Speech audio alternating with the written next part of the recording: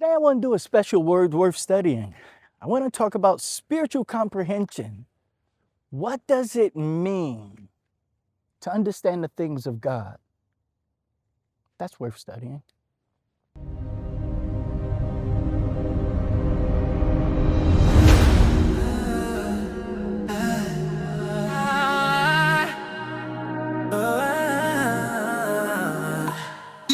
These are the words that shape our minds.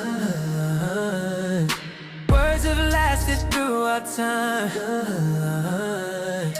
Words we hear to hear again. Words we're studying.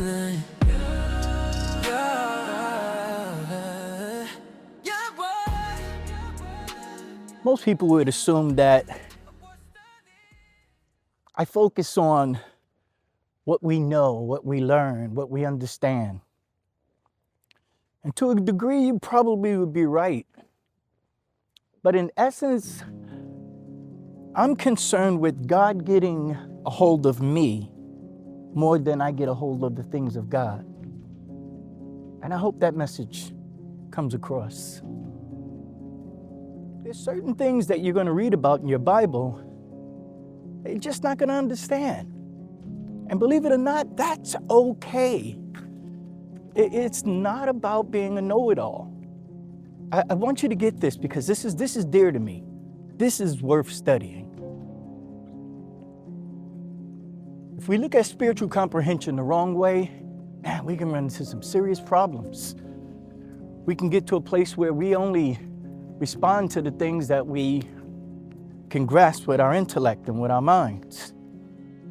And God is so much more than what I could intellectually understand and what I can grab a hold of.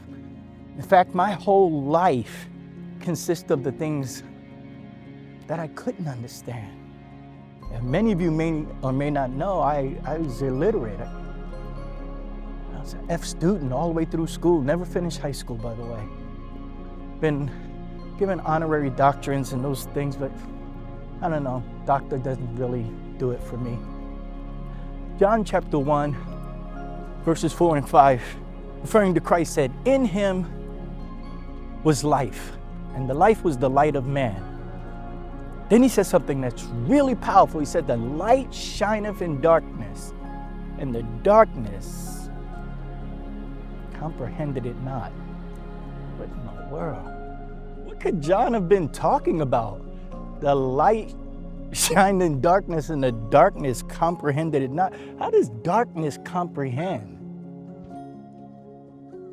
Well, how do we comprehend darkness? Start to think, what exactly does the word comprehend mean? Well, in this text, it's the Greek word katalambano, one of my favorite Greek words. It's a compound word. It's made up of two words. The first word is kata, K-A-T-A, and it means to push something down. It's where we get the idea of compressing something or holding something back. The light could not kata. It couldn't be stopped. It couldn't be pushed back. Darkness was no match for the light. But watch this. He's still not referring to a comprehensive process. The second part of this word, katalambano, is the word lombardo. It means to conquer, to subdue, to take something into your possession, to make it your own. So you put these two words together, it shows us how we should understand spiritual things. In him was light, and the light was the light of man. And the light shineth in darkness, and the darkness could not comprehend it. It could not apprehend it. Spiritual comprehension is about holding it, not necessarily understanding it.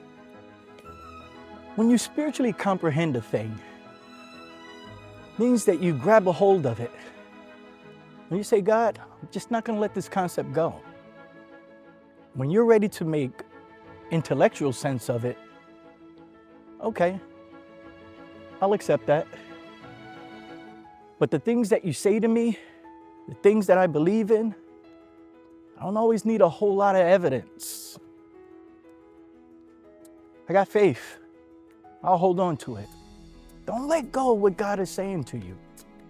Now, in Acts chapter 4, it says, when they saw the boldness of Peter and John, they perceived they were ignorant and unlearned men. And they took notice that they had been with Jesus.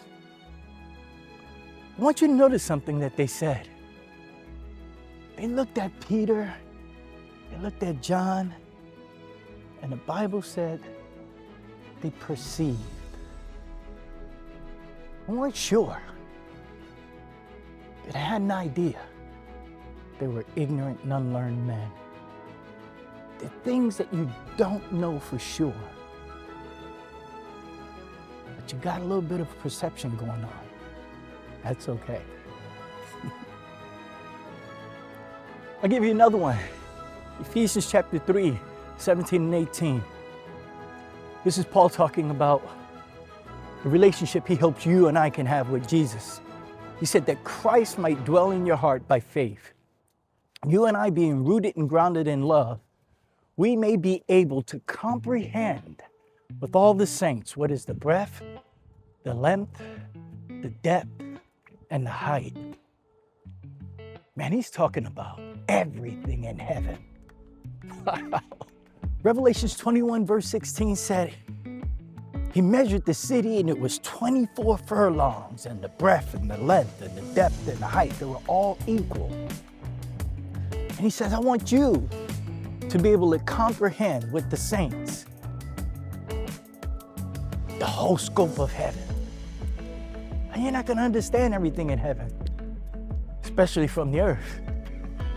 But if we can grab a hold of the concept, heaven's for me.